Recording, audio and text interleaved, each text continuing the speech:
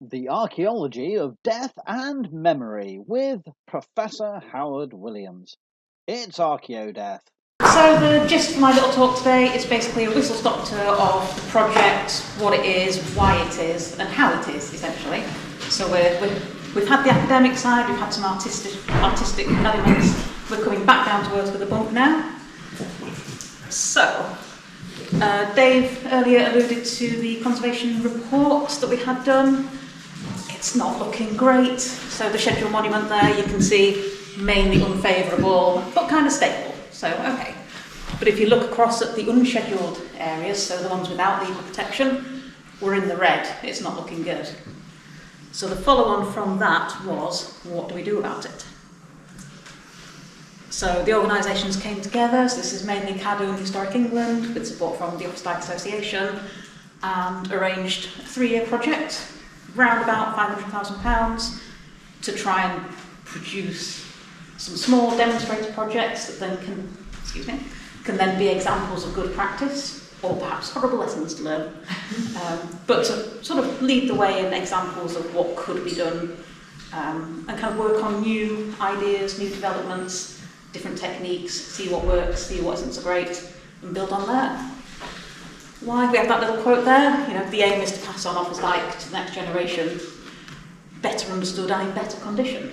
When we say better, we can't fix this overnight, this is going to be a long, slow process, but we have to start. Also, I speak quite fast when I'm nervous. So, who am I? I think it's really important to say I am not an archaeologist. I have access to many, many experts. I don't need to be an archaeologist. I can ring people with silly questions all the time. What I do have is a background in nature conservation, which at first glance may not seem relevant, but actually that's a lot of work on protected sites. It's a lot of working with government agencies. It's a lot of understanding legislation. I've worked in England and in Wales, so I've worked with the legislative frameworks around both countries, the differences between them, the commonalities, lots of jumping through hoops, all that fun stuff. And I actually specialise in conservation grazing, so I still have a herd of cattle. That gives me a sort of thread of connection with a lot of the landowners we find, so that's something in common. It's a conversation starter, but it also means I can bridge that gap between the academic ideal and actually what the animal needs on the ground, or what the farmer needs, what is practically feasible to do. And this is, if everyone can see this, sort of an outline of what the project looks like. So we've got me in the middle, essentially, but all these connections out. I'm talking to landowners, we've got tenant farmers, I'm talking up to the funding bodies and the legislative bodies, I'm talking to lots of other organisations, things like wildlife trusts, charities, partnerships. Everyone loves a partnership. There are billions of them. So we've got nature partnerships, landscape partnerships, so on and so forth. The more connections we can make, the more we just get Offa's Dyke on the radar, and people are thinking, whatever idea they want to implement, they'll have that awareness of, I should consider how this might impact Offa's Dyke. So my main day-to-day job, if you like, is the contractor management. So it's on the ground, it's doing the planning, it's doing the health and safety, it's negotiating with the farmers or the landowners, it's paying the bills or sending the bills to be paid. It's looking after contractors who are very, very skilled, but perhaps need a little guidance and some of the fine details. Further down, we sort of do a bit of interaction, or again, bridging that gap between perhaps tenant farmer who wants to do something but needs support with their application for scheduled monument consent. Perhaps there's something I can support with if they want to apply for agri-environment schemes, things like stewardship in England. A little bit of guidance there, a little bit of hand-holding, or just talking through some ideas. That's also really good. And then bottom right, we've got things like today, like the articles, generally pushing, promoting what Offa's Dyke needs, where we are with it. Again, when we're talking with these partnerships, it's plugging away at that idea. Like, you've got to think about what your ideas are going to do to Offa's Dyke. And if I've been very clever, we have a little video to capture the sort of breadth, geographically speaking, of where I've been working the last couple of years. So near Oswestry, if you look at the landscape, it's kind of very pastoral, relatively flat, kind of on the edge there. We're skimming down past, where are we now? It's Llanymynech, so that's a golf club, massive ancient hill fort, still in active use. It's also triple SI, so we've got extra legislation there as well. Come down to near Montgomery, we're in a much flatter landscape. There's a lot more arable farming. There's a big landed estate there, so we've got tenant farmers to think about. And then we've got a second farm on the same estate where we're doing significant works there. We'll come back to that one. And then as we come further south, we're starting to rise up into the sort of Clun Forest area, a little bit more remote, a little bit more hilly, still quite pastoral. And then we fly all the way down to Llanver Hill, so you've got the big open tops here. You've got a lot of wind, a lot of weather happening, a lot of sheep, also. And then our massive site for this year, so we started it several months ago, near Prestine. And then if you zoom out, you see actually how much of the border I'm able to cover so far. Hoping to continue. So we're skipping back up. So Carragher Big is the site near Oswestry. So to sort of set the scene, we've got a livery yard, recent change of ownership, we have an opportunity to step in. This is not near the footpath, so this isn't publicly accessible, so it's not very visible. We weren't really sure what was going on there. The landowner gave us some access. We were able to see that there was quite dense scrub grown up. We've got fences crisscrossing across the monument. It's been hammered by horses, essentially, and you'll find the horse hooves cut into the ground. And these particular horses, they've been left out over winter. They'd found their little circuit that they like to do, and they'd worn big, deep lines in the monument. So you see the sort of rough idea there. Fencing isn't doing much good.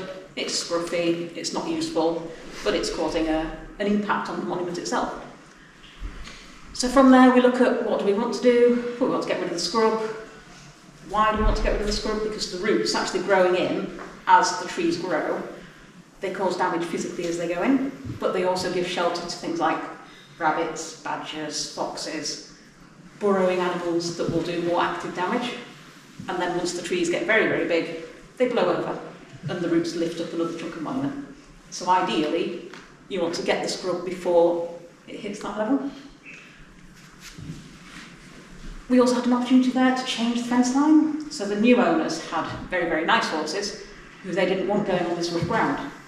So we said, right, we'll move all the fences that go across, and instead we'll make one long paddock, if you like, that contains the scheduled monument. And that's an area that can be grazed with sheep, very lightly, very occasionally.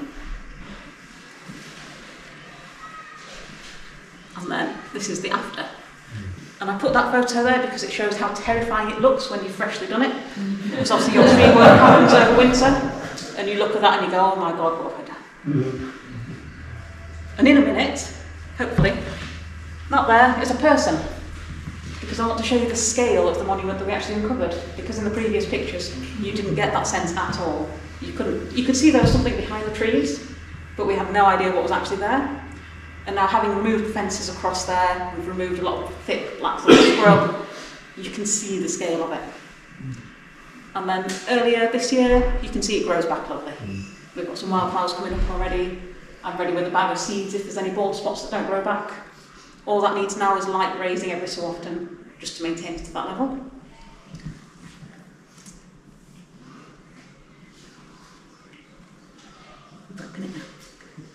There we are, there's the person.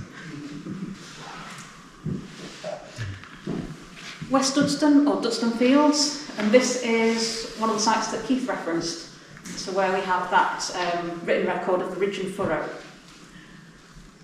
What we have on a kind of practical level here, lots of sheep, lots of fencing again, heavy grazing in places, lots of gorse, and then these beautiful concrete water troughs slapped right on the edge of the dyke itself, because it's a convenient place to put them. It makes sense from a farm perspective. You don't want obstacles like that out in your field that you need to do work on.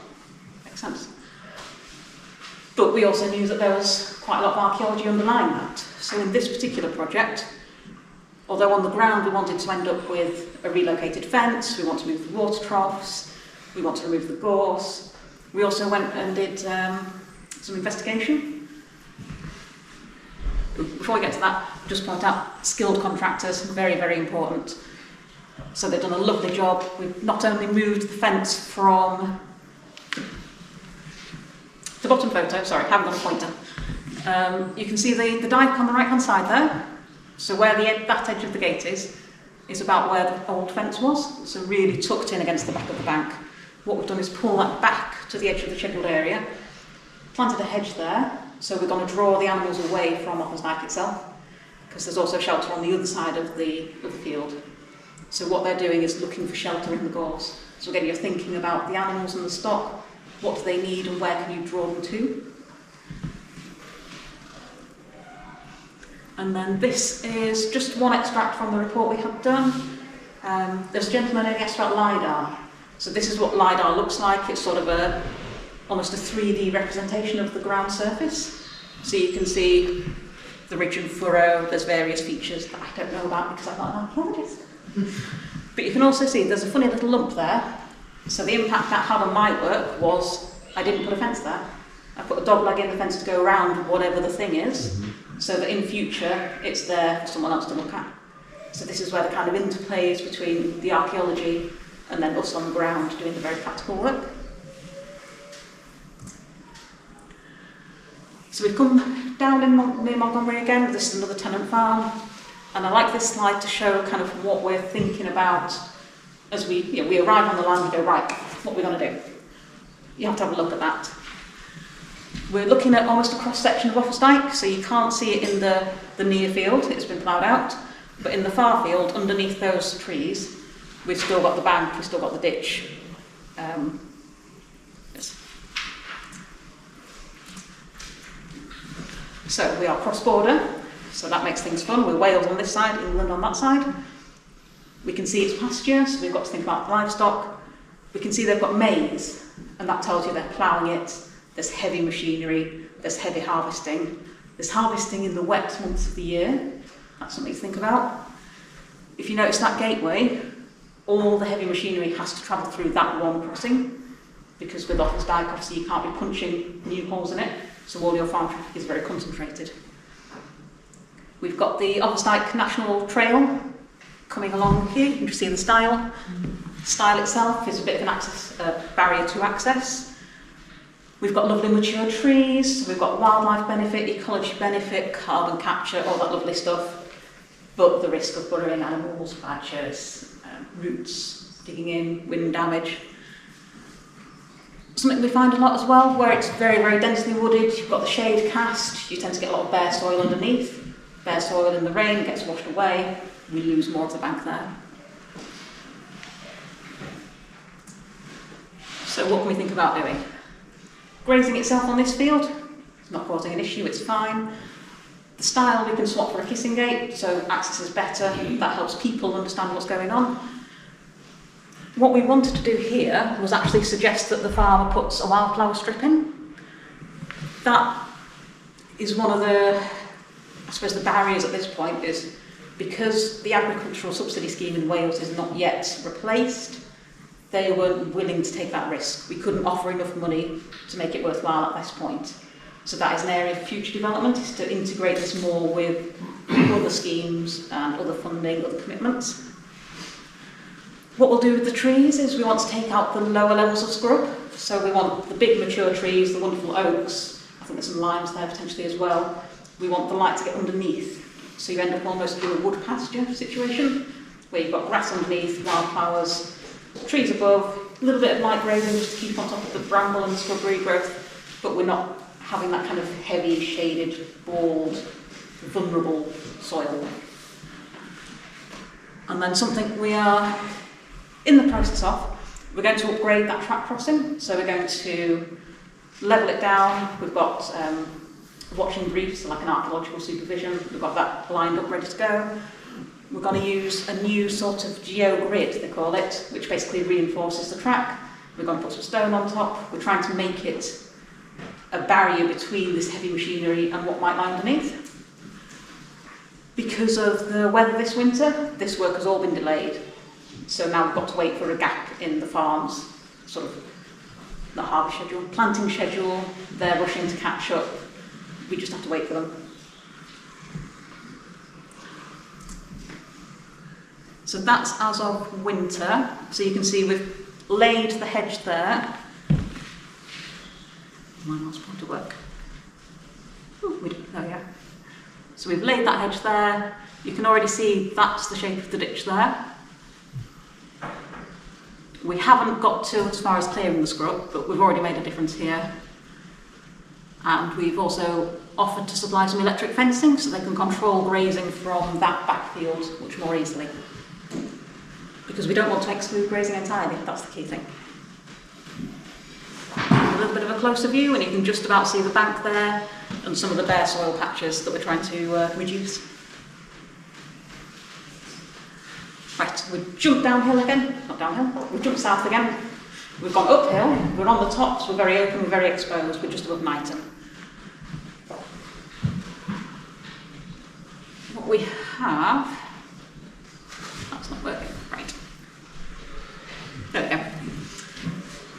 Again, we step back, we look at what's going on and why it's happening. So we've got empty water troughs, suspicious. We've got cows crossing the monument, again, not ideal. We've got one patch of mud in the corner of the field that's a spring, and we've got a lot of gorse. So we know we need to get rid of the gorse because that's shelter for burrowing animals. We know we've got to do something about the water. And we know that we've got animals crossing where maybe they shouldn't be crossing. We don't need them there. What can we do about that? The impacts are, off the top of my head, around about 14, 15 massive scars like this. So if you see the red and white stick there, that's a 1 metre stick. So that gives you some idea of scale. And this was all along the stretch of monument in this field. So I'm just going to skip back a minute. So we've got erosion, we've got livestock, we've got water, what's going on here? And it turned out that on this very large open field, the only point for drinking water for animals is in the very, very top corner. So every animal needs to cross the dyke to drink, and then go back to graze, and then back to drink. So, yeah. All we need to do is move the water. How hard can it be? So if I can get the cursor back. There we go. So what we did was planned, this is the Little Muddy Spring. So we dug a water line all the way around. We went to use an existing crossing point. So this bit was under watching brief as well. And then we took it up and we installed some header tanks for the existing water troughs there.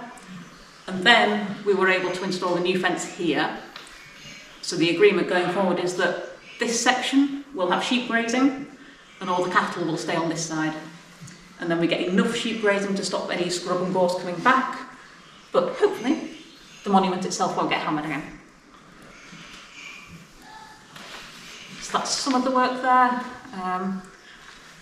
To move the water, we needed 2 solar-powered water pumps in sequence with each other. So that was quite a new piece of technology for me. They were imported from Ireland. They are so far working. We had a little bit of snagging that we needed to do. Again, we're up on the tops here, there's no power supply, so everything had to be independent. We did, there we go, quite basic earthwork repair. It's a bit of an art more than a science. Topsoil compressed in, grass seeds and herb seeds down, and then fully biodegradable matting over the top just to hold everything together. And you'll see in the bottom it's greened up very, very nicely. And then our shiny new fence. And that's what we look like approaching finishing. So we've got the header tanks, the water troughs, the solar pumps, the wildflowers that will hopefully be able to recolonise, and then you can see where the patch is greened up lovely. So that's one of our success points so far. Little extra side note about access. So although, we've spoken briefly about the National Trail runs alongside Offa's Dyke for about half the distance. So when it's there, when I'm working, I want to do something to improve it as well.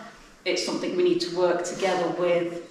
It's also a potential source of future funding for monument assistance, if you like. One of my things is stiles. It's on quite short. People building stiles, build them so you have to climb up the whole thing. No.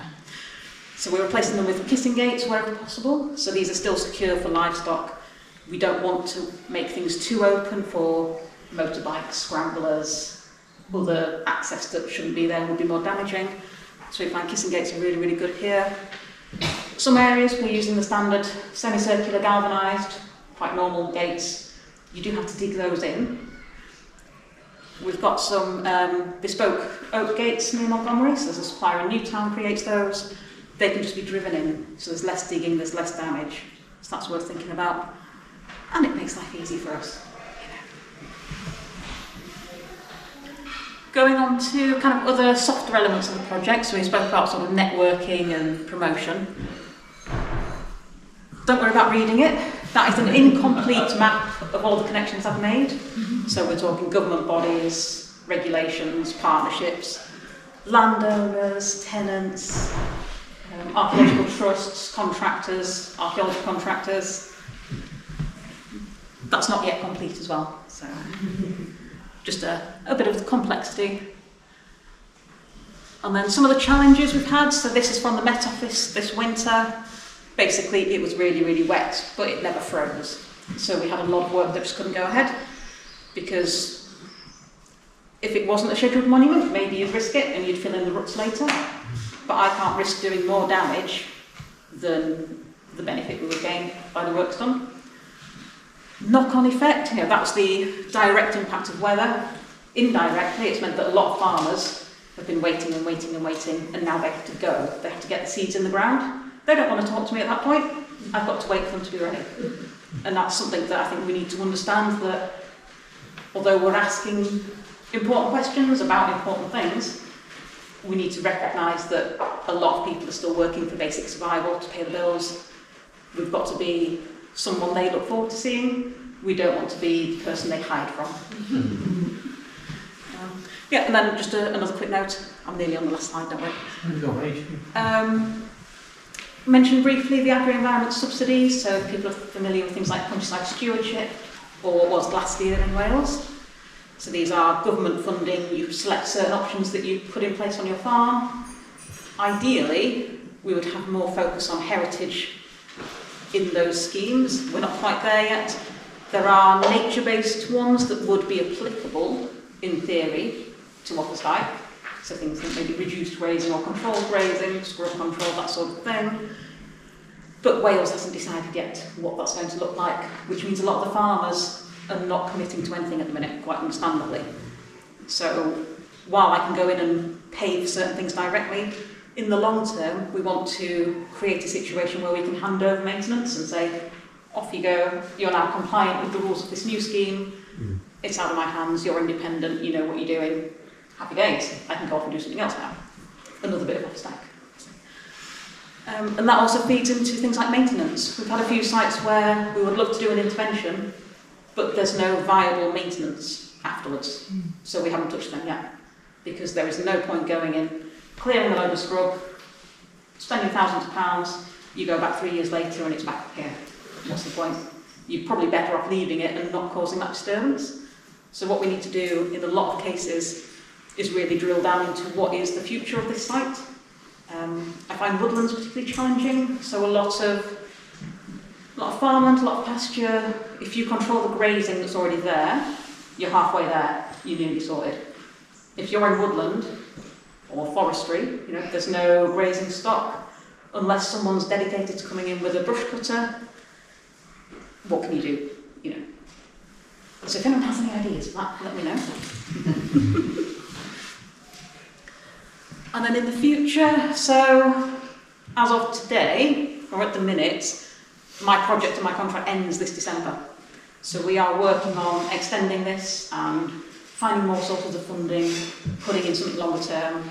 I think it's fair to say that everybody understands and appreciates that this has to continue, because we're not going to, if you think back to those pie charts at the beginning, we can't get all those in favourable condition in 3 years. It's just not going to happen. What we have got is a series of projects where we can point to and say, that's what you could do in an upland, that's what you could do in a lowland, that's what you can do on a golf course or a horse yard. So we're trying to create more of those different examples. We need to keep connecting with other sectors. It's quite interesting Anyone who's specialised gets in their own little bubble, I find. So my little bubble is more nature conservation. So if I go to a nature partnership event, it's the same old familiar faces. If you go to a heritage event, you see the same faces cropping up, and that's fine, but we need to talk to each other. And funny little thing, in my job interview, I said I nearly didn't apply for this job because it was written as if you wanted an archaeologist. And then they laughed and said they'd written the job description specifically that it wasn't looking for an archaeologist. So those bubbles are still there even if you try not to have them. We need to look at sharing benefits, stacking benefits, so things like, can we do a wildflower margin with footpath, with access improvements, with scrub control, with controlled grazing, all on the same piece of land. You know, it would be fantastic to get a habitat and access corridor all along the length of Offa Dyke. That'd be amazing. But that's going to take a long time, and it's, in terms of policy, there's a lot of work behind the scenes, kind of influencing people. This goes into more kind of my steering group, and my funders are working behind the scenes at higher levels to try and get this all written into policy and strategy and all that fun stuff. Yeah, we mentioned kind of community engagement and what local people think about it. We need people to care, essentially. Now, a lot of times the landowner, the farmer, they're really excited, they have this wonderful thing, it's a piece of heritage, perhaps the land has been in the family for a very long time. But we need people to kind of step up and take a little bit of responsibility for helping to look after as well, because the nature of the universe, things slowly decay, so we need to kind of arrest that, we need to actively manage these things.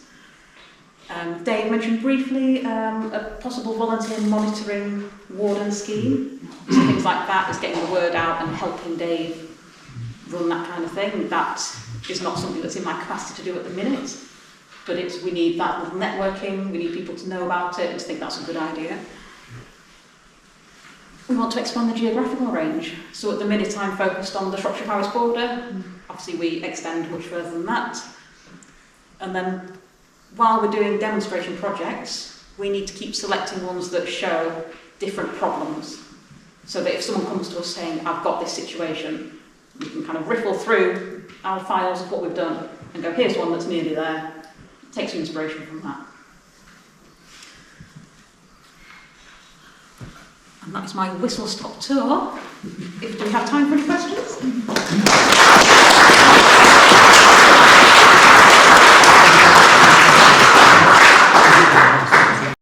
If you've enjoyed this Archaeodeath video, why not check out the Archaeodeath blog at howardwilliamsblog.wordpress.com.